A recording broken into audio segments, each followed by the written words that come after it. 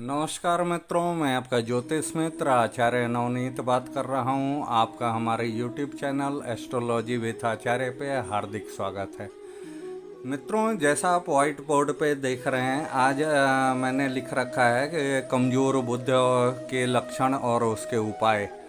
तो मित्रों, आज हम लोग जानेंगे बुद्ध महाराज के बारे में कि उनका क्या लक्षण होता है जब भी वो शुभ अवस्था में हो या जब भी वो अशुभ अवस्था में हो। इसके बारे में हम लोग जानेंगे और उसका उपाय क्या होता है। तो चलिए मित्रों, पहला तो आप ये जानिए कि बुद्ध है कौन।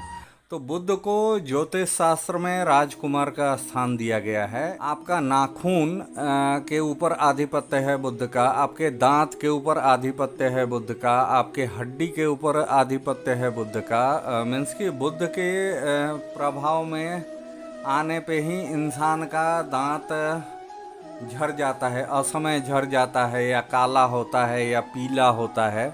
ये बुद्ध के ही प्रभाव से होता है मित्रों। और ये शरीर में आपका जो भी हड्डी है उसके ऊपर, मीन्स कि ओवरऑल आप ये समझिए कि कैल्शियम का मुख्य दाता बुध ग्रह ही हैं। जिस इंसान के भी जन्म पत्री में यदि बुध ग्रह अशुभ अवस्था में बैठा हो, नीच का हो या अस्त हो या क्रूर हो, उस इंसान के शरीर में कैल्शियम का हमेशा कमी ही रहता है।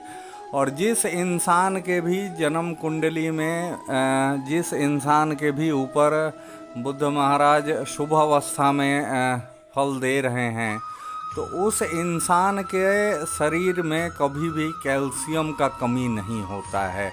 उसका बाल कभी नहीं झड़ेगा जल्दी, उसका नाखून जो होगा वो फुल शाइनिंग वाला होता है और अच्छा आकार प्रकार लिए हुए होता है। मित्रों, जिस इंसान के भी जन्म पत्री में बुद्ध महाराज कुपित हों, तो उस इंसान के ऊपर कफ का बहुत ही ज़्यादा प्रभाव रहता है। वो आजीवन कफ से पीड़ित रहता है और बुद्ध के ही प्रभाव से इंसान नपुंसक भी हो जाता है। जवानी में ही उसका प्रजनन क्षमता पूर्णतः नष्ट हो जाता है।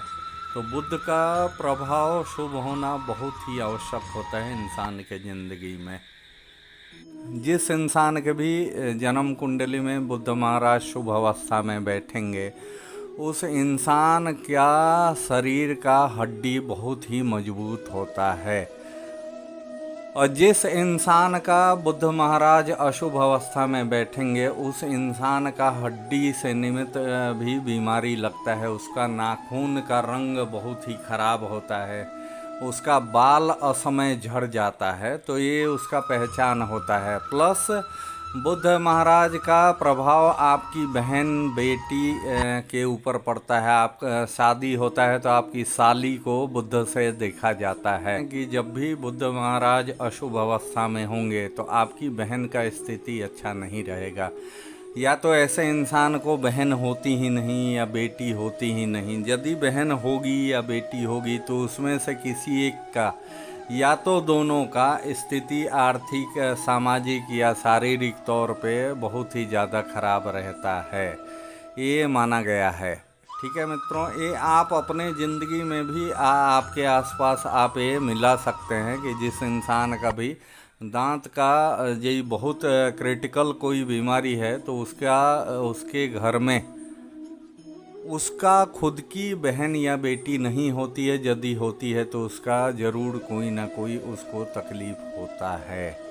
ठीक है मित्रों, तो अब हम आपको एक चीज़ और बतलाते हैं कि जी बुद्ध महाराज का फल आपको शुभ अवस्था में लेना है तो कृपया करके आप गणपति महाराज का आप पूजन किया कीजिए। जब भी बुद्ध महाराज अशुभ अवस्था में बैठते हैं तो या तो इंसान को, जिसके भी कुंडली में मान के चलिए कि यदि आपके कुंडली में बुद्ध महाराज अशुभ अवस्था में बैठे हुए हैं, तो आपकी बहन को या आपको स्वतः दो में से किसी एक को या आपकी बेटी को थायराइड का बीमारी पकड़ सकता है।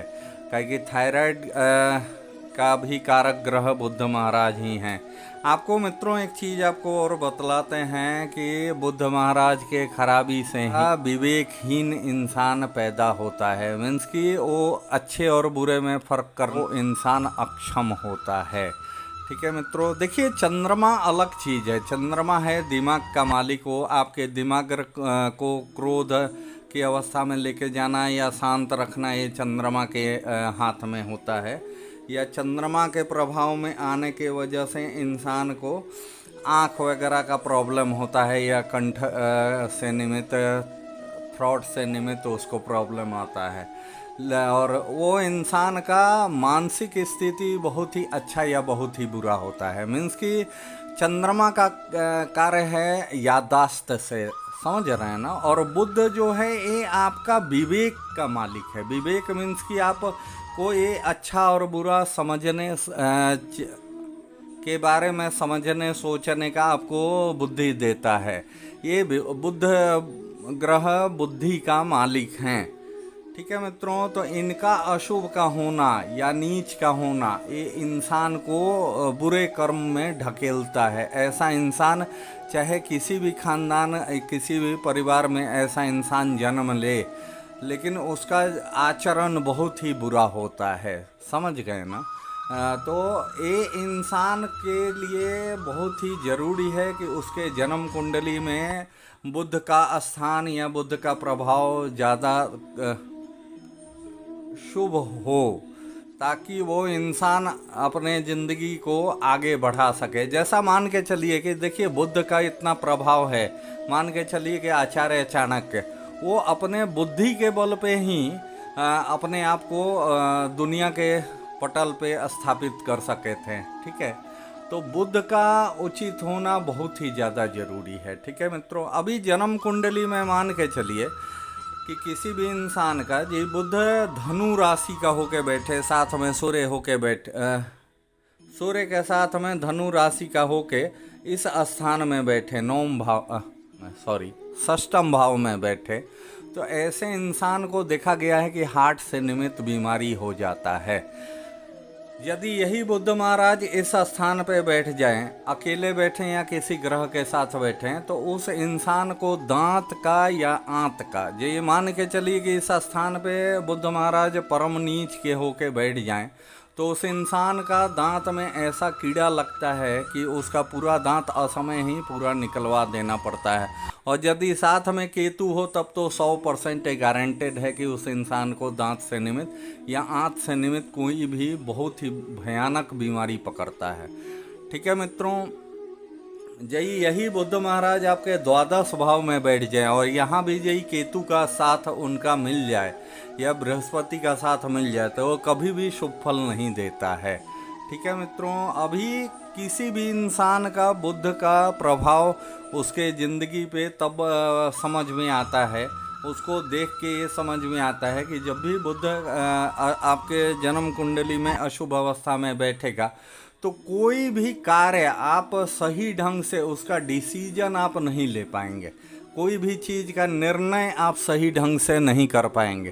ठीक है मित्रों, तो इसके लिए बुध का शुभ अवस्था में होना अति आवश्यक है।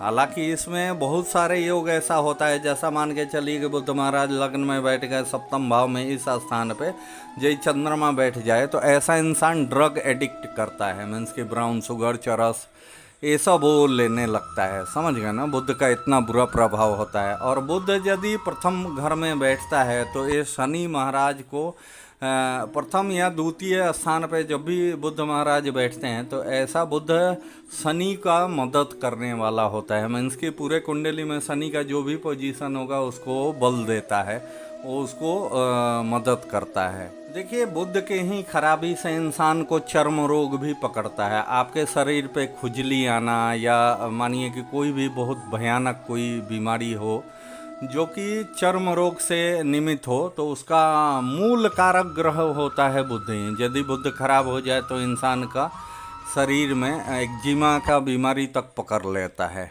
ठीक है मित्रों, तो एक चीज़ और आपको बतला दें कि जैसा मान के चलिए कि आपके कुंडली में यदि बुध इस अवस्था में बैठा हो, एकादश भाव में बैठा हो और तृतीय भाव में यदि केतु महाराज बैठे हों, तो ऐसा इंसान का ज़िंदगी में आमदनी टोटली क्लोज हो जाता है। ऐसा इंसान पैसा जी कितना भी मेहनत करे, लेकिन पैसा कहीं से आने में बहुत ही ज़्यादा रुकावट आता है। यही तृतीय भाव में ऐसे इंसान का यही बुद्ध महाराज किसी भी इंसान के कुंडली में बैठ जाएं तो ऐसा इंसान का, यदि किसी भी इंसान का तृतीय भाव में बुद्ध महाराज बैठ जाएं तो ऐसे इंसान को स्वतः बुद्ध तो हानि नहीं करता है, लेकिन यही बुद्ध उसके ससुराल पक्ष को या उसके मामा को बहुत ही ज़्यादा अशुभ फल देता है। तो जब भी उसका बुद्ध का महादशा, अंतरदशा, त्रिअंतरदशा आएगा तो ऐसा इंसान का मामा का स्थिति या ससुराल का स्थिति बहुत ही बुरा हो जाता है। एक चीज़ और बतलाते हैं मित्रों, देखिए हाथ का जो भी नाखून होता है, इस नाखून में यही इस अंगूठे पे मान के चलिए कि नाखून जो है इसके ऊपर यही काला धब्बा किसी भी इंसान को आ जाए तो वो बिना चोट लगे हुए हो काला धब्बा, तो उस इंसान को मरणोतुल्य कष्ट होता है। उसका भी कारक ग्रह होता है बुद्ध का, कि नाखून का स्वामी बुद्ध महाराज को ही माना गया है। ठीक है मित्रों, तो जिस इंसान का भी बुद्ध अच्छा होता है उसका दांत बहुत ही खूबसूरत होगा। जिस इंसान का भी बुद्ध अच्छा होता है उसका नाखून बहुत ही सुंदर और चमकीला होता है। जिस इंसान का भी बुद्ध यही शुभ होता है तो वो इंसान अपने ज़िंदगी में बहुत ही ऊंचा मुकाम को हासिल कर लेता है अपने बुद्धि विवेक के बल पे। ठीक है मित्रों, तो ये चीज़ को आपको ध्यान में रखना होगा कि बुद्ध, आप 9 ग्रह में समझिए कि 8 ग्रह आपका अच्छा हो बुरा हो कोई मायने नहीं रखता है, लेकिन यदि एक बुद्ध यही ग्रह शुभ अवस्था में आपके कुंडली में बैठा हुआ है तो ये आप विश्वास कीजिए मेरे बातों का कि आप ज़िंदगी में पूर्ण सक्सेस हो सकते हैं।